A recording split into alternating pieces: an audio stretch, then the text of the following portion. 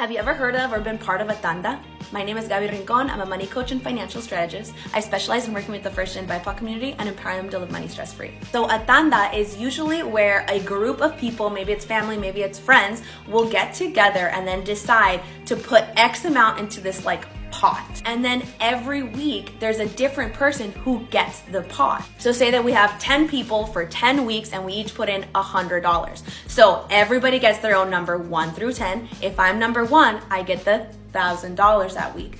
Number 2 gets it the second week. Number 3 gets it the third week, etc. Now, I've had quite a few clients who have been using this as a strategy to save. They'll be like, okay, so I'm part of this tanda, I have to budget for this for the next X amount of weeks, and then I'll get all of this money, which I'm planning to do 50% towards savings and 50% towards debt. And I've noticed that a common theme is that whenever they bring it up, there's this sense of shame or embarrassment that they think that I'm gonna be judging. But it's the exact opposite, because what I just heard is that you're planning ahead, you know exactly what you're gonna do with the influx of cash, you're gonna apply it towards debt and towards savings. So we're thinking about your emergency fund and we're thinking about paying off high interest debt. And we're very communal when it comes to our finances. So maybe this client has struggled with savings just into their own savings account, like saving for themselves, for an individual.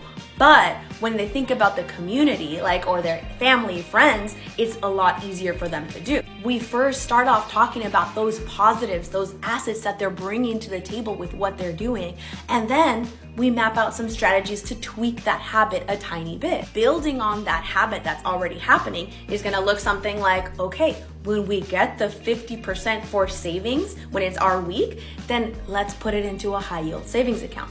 It's still the same exact thing, but now it's away from us, less likely to get dipped into, and also earning us a higher return, a higher APY. And when the tanda's over, we'll talk about changing location. So instead of $100 sent via Zelle to my tia every week, then let's bring the number down a little bit so we can relax a little bit more so it doesn't feel like as much of a stretch. Let's say $50. And that $50, 1 week will go towards a credit card, the next week will go towards a savings account. And we use the habit you already had, tweak a little bit to, again, maximize that. For additional easy to implement strategies to build on your current money management and really make long-standing change, consider joining Creciendo con Dinero, a money mastery for the next generation. It's a 3-part series that covers every personal finance topic you have questions about. I'd love to see you there.